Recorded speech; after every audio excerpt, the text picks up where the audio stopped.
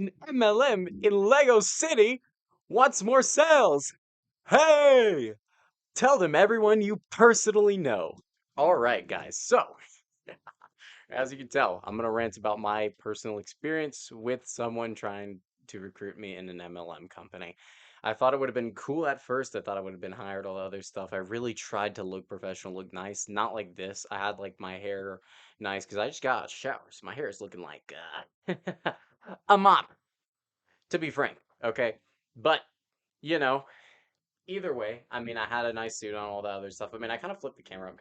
You want to see my duffel bags and all that stuff, but y'all don't really deserve better. Okay, y'all suck. I don't make money off of this yet, so I ain't trying to look good for y'all. Anyways, MLM talk. Yes, this company. I'm not entirely sure if I want to name drop it. Uh, I probably will anyways. Like the legality's kind of iffy or whatever, but I'm gonna fucking say it anyways. Basically, I was given multiple PowerPoints from this company called America. Now, if you can't tell, that is a life insurance company. And from what I can tell, they do legitimate business. Their stock price is ranging at about $185 per stock. That is a little higher than Amazon's, actually. It's a little higher than a lot of other stocks. But I'm personally of the opinion that this is kind of illegitimate. And let me rant why. Normally, with call center jobs and sales jobs, you would want leads. You would want people that are already kind of interested in your product that you find on the internet. A lot of companies have it to where you have cookies. Cookies are basically the term used to track your online activity and where these things go. That's why if you're on incognito mode and you press backspace, they'll know where to go because you've already had cookies on that website. The only like incognito doesn't even make things that private. It just takes it off of the browser history and it just fools stupid parents for the most part. I mean, everyone else can see that stuff. So that's the basic lingo about it. Okay, so you're not getting leads. What you're trying to do is you're trying to mill as many sales from your personal life. So you quote unquote network. This is different than normal networking. Realistically, yes, you're trying to like get to know people all the time to sell things to them. This is a little different though. This is a little higher level because what you're trying to do is you're trying to sell life insurance to vulnerable people. You're not just trying to sell a product, you are trying to get a premium, which is a charge per year. Premiums might not seem like a lot, but this premium's 84 a month. 84 a month is insanely high. It's more than 1K a year. That's that's so much. That's so much when you think about it, because you might think, oh, the average American income is 60K. Well, the median is actually 40K.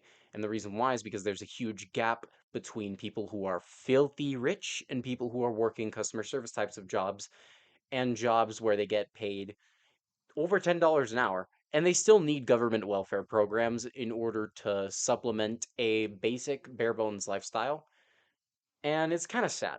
But a lot of the times, especially when I was talking to them, like that's one thing that these companies take advantage of is they want homeowners specifically because they are very, very set and they tend to have higher credit and all the other stuff. Some homeowners might not be that great. Some homeowners kind of suck and they get their stuff under foreclosure.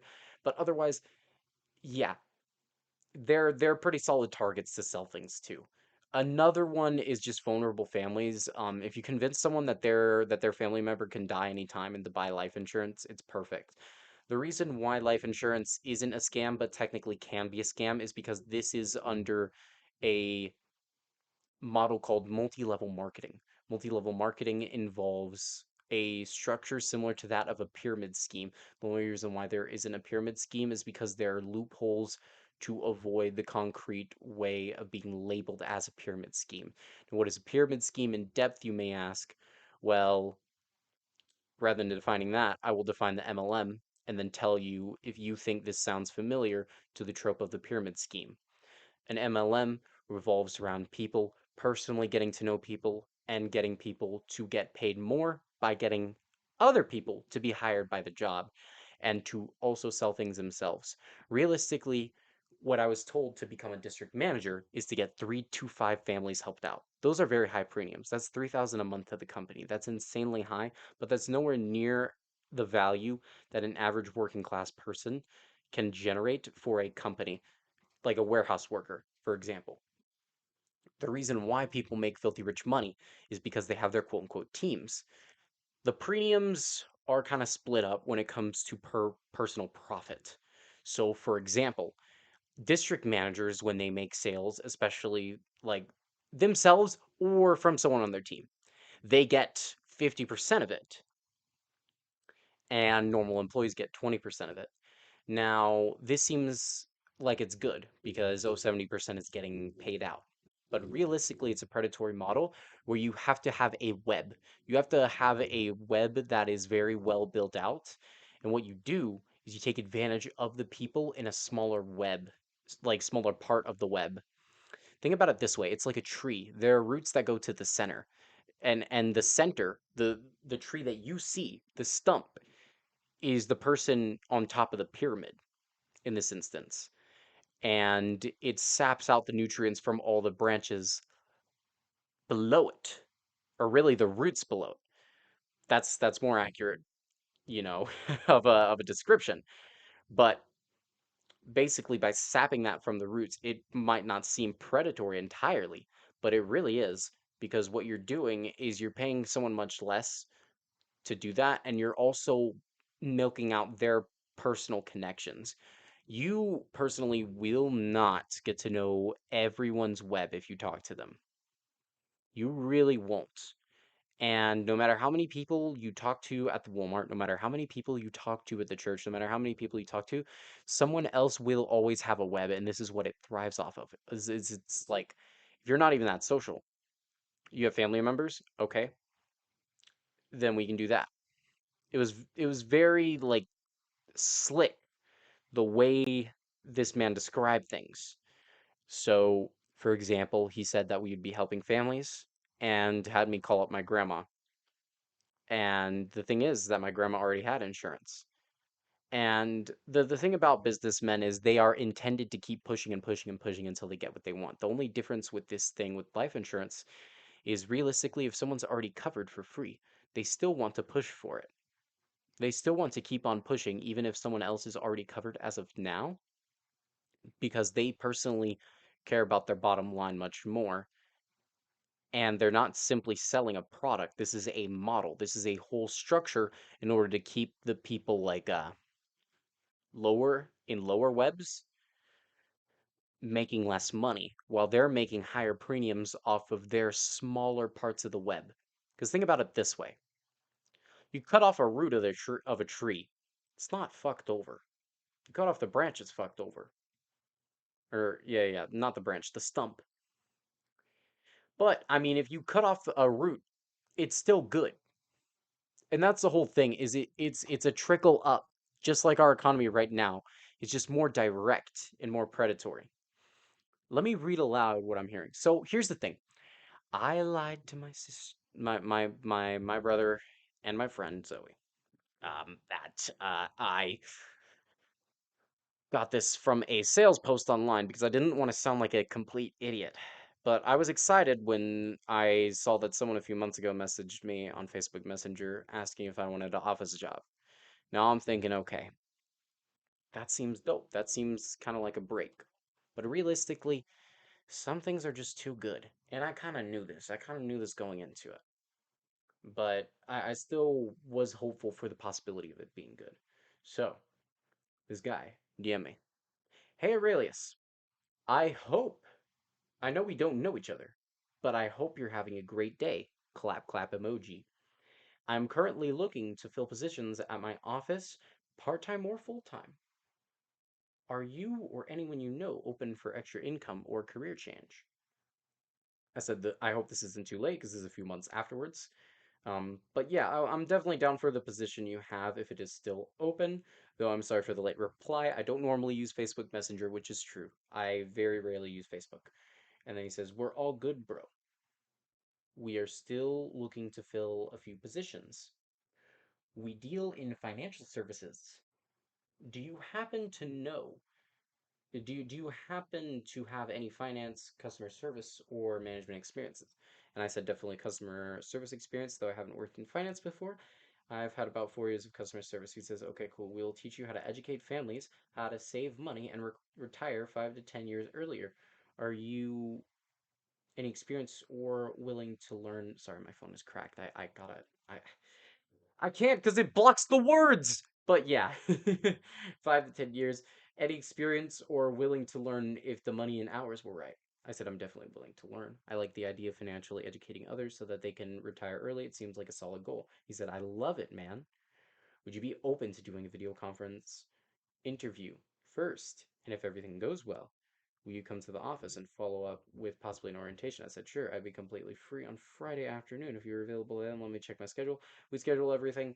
He contacts me through phone, and then that goes into the Zoom interview. The Zoom interview is a highly scripted. I wish I actually recorded this. I really regret not recording this, but it is a highly like scripted PowerPoint. You are shown the company. You are told that it helps families to get life insurance, all this other stuff.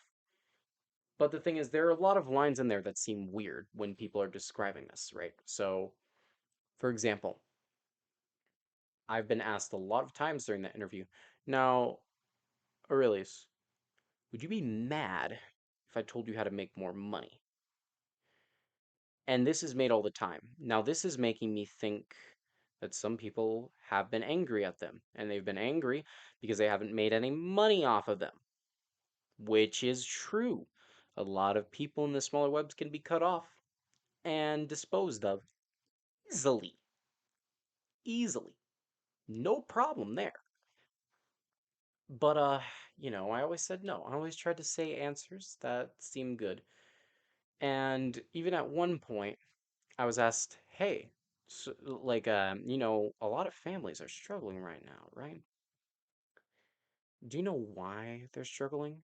And I said, "I don't know. I'm thinking it's probably because of unfair wages and everything getting more expensive right now." And he said, I'm not sure about that. And I said, yeah, I mean, a lot of people are also bad with their money. So the thing is, it's a very, very red flag thing, even from someone working for a company, when you don't give them the answer they want on an interview, and they insist for you to give that answer that they want. This is very, very huge. This is very, very huge. Because if that's true, then it's not at the point where there's any compassion or reasoning. This is a fronted compassion. This is fronted emotion in order to convince people that they're vulnerable when realistically they're not. It is very, very borderline narcissistic type of shit, if I'm gonna be honest here. Okay? And as it keeps going, I'm always asked this other question as well. Hey, would you rather be working at Walmart still? Or would you be drinking pina coladas at the top of skyscrapers with Mia Khalifa? And I said, okay, I mean, I'd be drinking pina coladas with Mia Khalifa. Why not? You know? And he said, cool. And this is how this goes, is these scripted dialogues make it to where people they're made to deter questions, similar to how some pastors can be when describing religious scriptures. That's another story. That's another story. And I think a lot of religious people can still have very scientifically grounded views while having that belief. But when it comes to a pyramid scheme and an MLM, this is an entire cult in a way because I felt like I personally was interrogated. The light was shined in my face, and I just kept on getting asked after both interviews, who do you know that's struggling? Or first there are a lot of leading questions to it. So let me give you the whole story. Is for example, first you're asked or you're told, there are a lot of struggling are there a lot of struggling families out there? And I'd say, yeah, I'm pretty sure there are a lot of struggling families out there. And then they weave in, and they ask, do you know any struggling families? And then I say no. And then it got to the point where I was going to try to sell life insurance to my mom, my grandma, And technically, my sister's girlfriend's grandma. I'd like to think she's also my grandma, which is, I mean, kind of true. Kind of true, you know? And yeah, I kind of like I kind of like don't remember her husband's name, so I just straight up fucking made it up to him. I said, "Yeah, and her husband Gary." I'm okay. I'm a fucking idiot in that way. So I didn't actually. I get it. I get it. I'm a bad person. I don't remember that someone who's technically my step grandma's or grandpa's name. Okay, cool. You know, but shit, man. It's just it goes down from there. Goes down from there because then I call my biological grandma and ask her about it. And she knows a few things about my personal economic situation. I told her about the possibility of me learning how to drive on my own and possibly living in a car or something else. And she was like, "Oh, if you want, I can send like a little bit of money. I'm getting paid Social Security. I can help a little bit." And I was like, "No, I'm good. I'm good." And after that point, that was already at the point where I told her about the life insurance thing. So after that point, she just said, "Ask me for help if you need to." And I was like, "No," because I realized at that point I was asking for money from someone on retirement. That's not good. You need to because I felt rushed after one of the interviews because I was told, okay, call them right now. Call them right now, Aurelius. And get that information. Get them just tell them that you got a new job and your supervisor wants to talk to him. Now this is already weird, and I already told her, hey, I mean I was gonna sell life insurance, all that stuff, and it is what it is at that point, you know. I feel bad about it. I feel like I don't know. I like I was gonna participate in predatory activity, but I kind of just cut the cord on it. The other thing that was really weird is I was given two interviews through Zoom, and I was not technically fired or hired. I was not technically on payroll. I was not told to give any like government ID, anything. No verification. This is another big red flag. Is if you're not official, what they realistically could be doing is not even trying to hire you. Now hear me out, hear me out. This might not be what this person has been planning. But let's say I'm not that useful. Because I'm gonna be honest, my social battery extinguishes pretty easily. And I kind of just don't text people as much and talk to people as much as I need to, people that I care about. So over time, the relationships I'd have in my personal life wane in that way because, yeah. But if you ask an astrology hoe about it, it's because I'm an Aquarius, which is fucking amazing. I love that. I love that reasoning. Very good, you know. But I mean, even at that point, since I had a smaller web, I would almost guarantee that after I quote unquote help those families, I wouldn't actually be hired at all, really, or promoted to district manager as I would be promised to be. Now, if you're promised to be promoted to district manager after making 3 to 5 sales, it's kind of full of shit. It's kind of full of shit. I don't know. To me, it seems like it. And since I wouldn't technically be hired and everything like that, if my web ends there, then what they can just do is cash it on the premiums themselves. And yeah, it could be something, especially with no contract signed or anything. You can't really accuse anyone of anything legally. You don't have any ground to stand on. And that's a big flaw with MLMs in general, is companies just trying to, you know, sap as much energy from the world as possible and leave it as a dead corpse. So yeah. Anyways, guys, like, subscribe, and share the video to your mother so that she knows the trauma that MLMs can cause, or realistically, the damage it can cause, what it does to the environment. It's actually worse than fossil fuels, believe it or not. Worse than goddamn communism. Now, I'll say it. On America, buddy. But yeah, I hope y'all take care of your mental health, have a nice day, everything like that. Be who you are, wherever you want to be.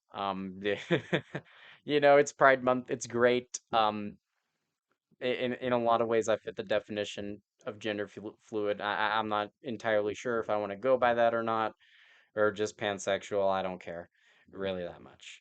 But yeah.